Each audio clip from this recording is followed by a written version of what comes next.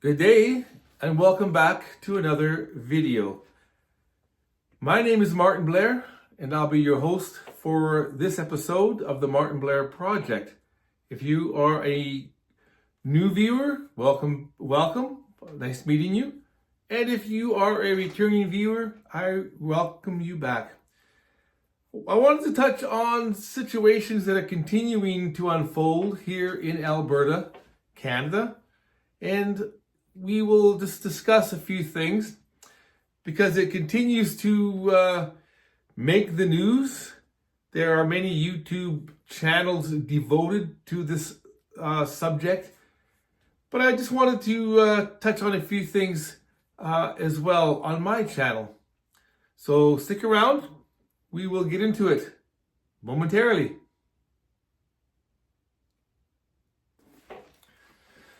So there continues to be ongoing talk and discussion about Alberta separating from the rest of Canada.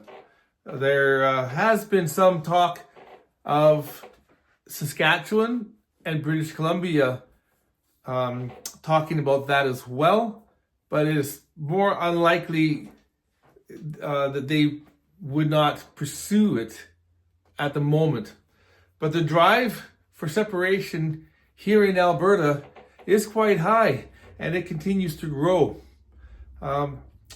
There's a lot of talk now with our Alberta Premier, Danielle Smith. She has come out and, as many of you know, lowered the barriers to get a citizen-led referendum, lowered the barriers in the sense that signatures required to put forth to the Alberta government to get a referendum on any topic, actually. But what we're talking about right now is a citizen-led initiative to have a question put forth to the Alberta government. There is a thing called the Clarity Act in Canada that was established and put into law in the year 2000. And that stemmed from the Quebec government trying twice to separate. They needed to have a clear question because sometimes the question that was put forth to the population was not clear, and so some people didn't know what they were voting for. But there needs to be a clear question and a clear majority.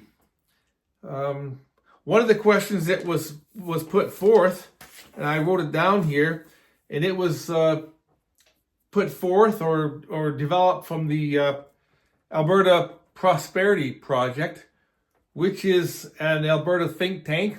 They're like an educational group of folks led by a couple of constitutional lawyers and others, including a member of the Indigenous population. But the question that they had come up with would be something similar to this. Do you agree that the province of Alberta shall become a sovereign country and cease to be a province of Canada? Yes or no? So it's a fairly straightforward, clear question, and the yeses would have to have a clear majority, probably over 51%. That's cutting it close, but we'll see. Now, the Premier of Alberta has laid out several stipulations to the new Mark Carney Liberal government, federal government in Ottawa, asking for 9 specific points.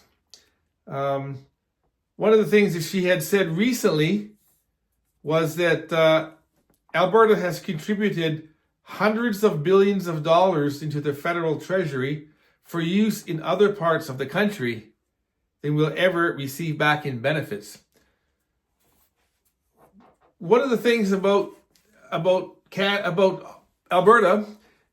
is that we do have a bit of a different culture here. It's not just oil and gas. There's a culture of freedom here in Alberta. Albertans have always been, for the most part, entrepreneurs. They want to be independent. They want to seek their own way, go their own way, without a lot of red tape and government intervention.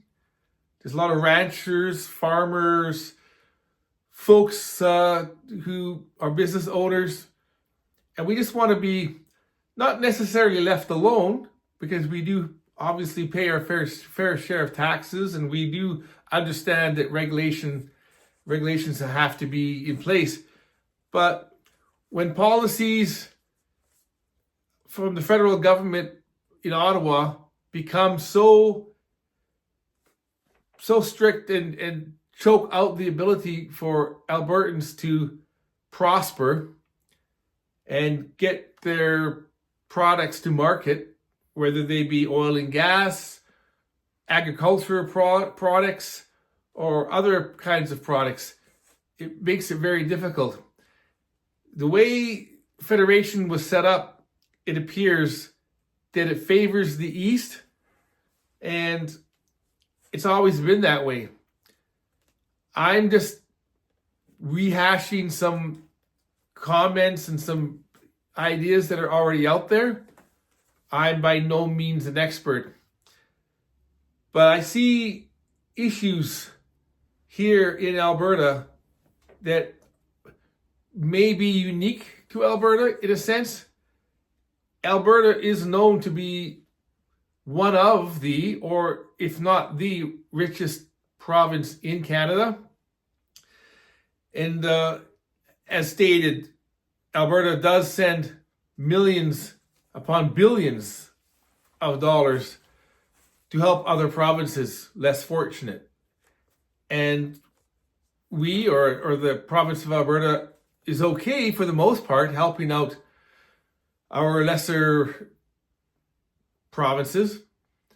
But when it's designed that way, that provinces like Quebec, Ontario, British Columbia, perhaps some others, take advantage of Alberta, and Alberta does not get back in benefits or any other means a lot of that money, it makes it more difficult.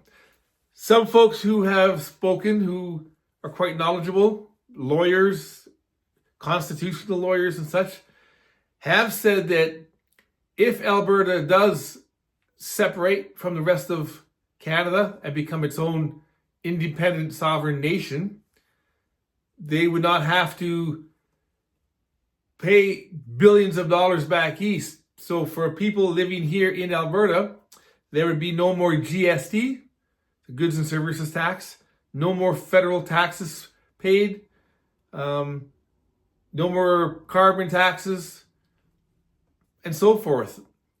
So billions of dollars would stay in Alberta for Albertans. Now we have the talk of the treaties and the Indigenous folks, First Nations. There seems to be a misunderstanding on their part, thinking that their rights and treaty rights would be quashed if Alberta went its own way, when on the contrary, they would benefit greatly.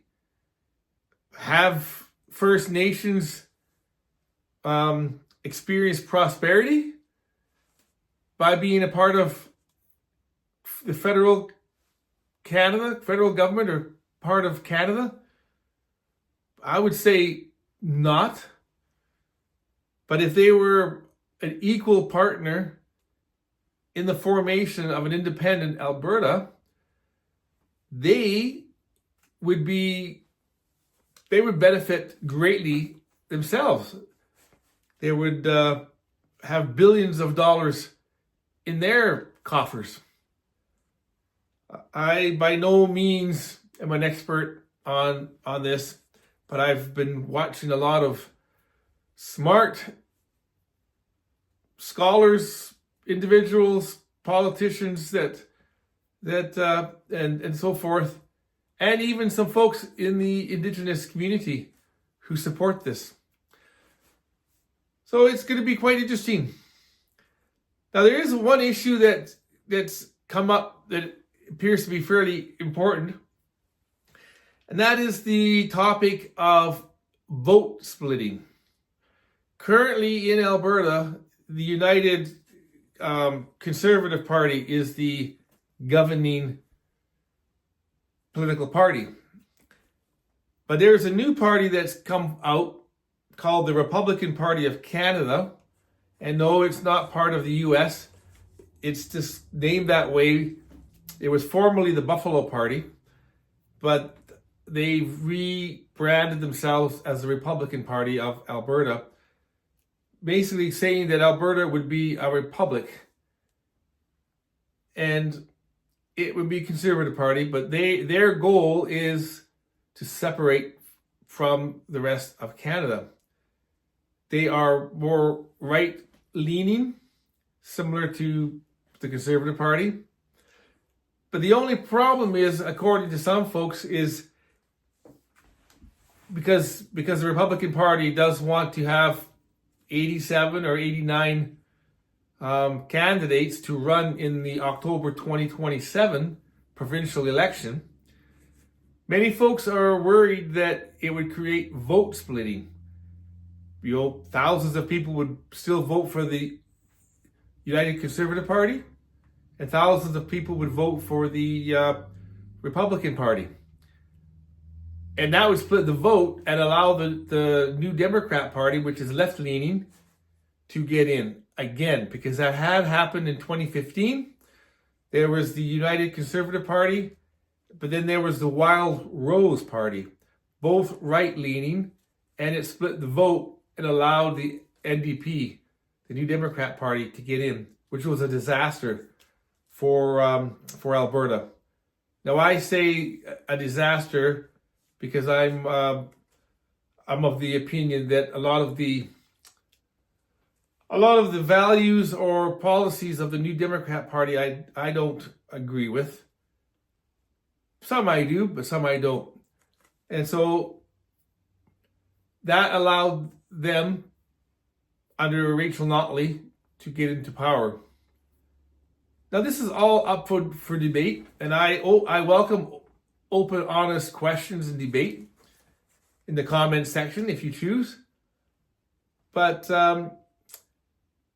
there does need to be some talk, some communication, some discussions from all parties, all sides. This is a very hot topic. I know some of my other videos that I did, I got a lot of people unsubscribing and angry with me for posting this information, or for my political leanings. And well, you can't please everyone. But we will see. This continues to be on the news. As many of you know, our new Prime Minister, Mark Carney, who was formerly the head of the Bank of Canada and the Bank of England. I think he was the governor of the Bank of England. Correct me if I'm wrong, but he is also a businessman in his private life, Brookfield Asset Management, I believe. And he still has his hands in that as well. I think he has $6.8 million of shares in those companies still stashed away in Bermuda and the Isle of Man and so forth. So it is what it is. But he went down to visit your president, or the president of the United States, Donald Trump, and he carried himself okay under the circumstances. Of course, you can't necessarily get into a heated confrontation, especially on live TV with the president. Not like President of Ukraine did a month or two ago. So we shall see. Everything is up in the air right now.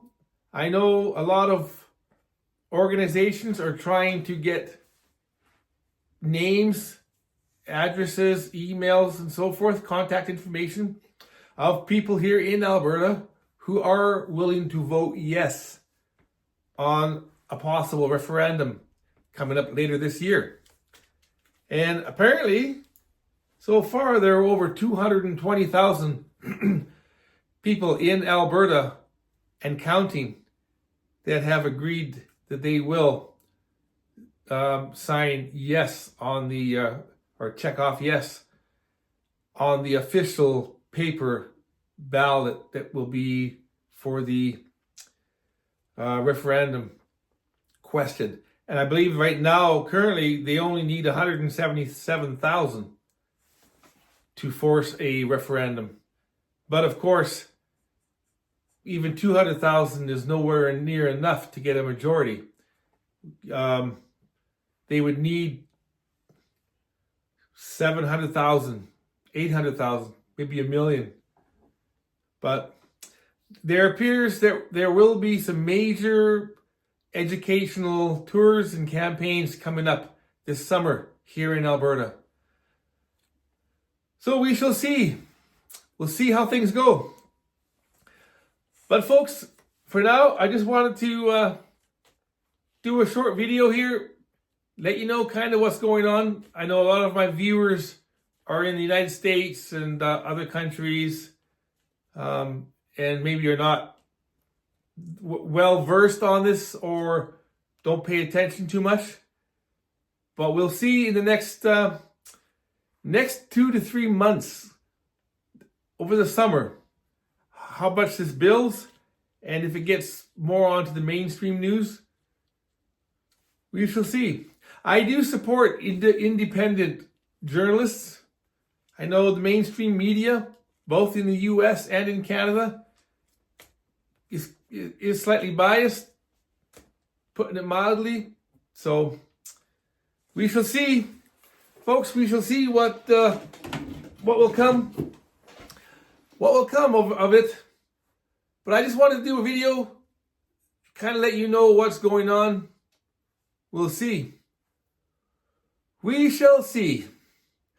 If you made it this far, I appreciate you watching.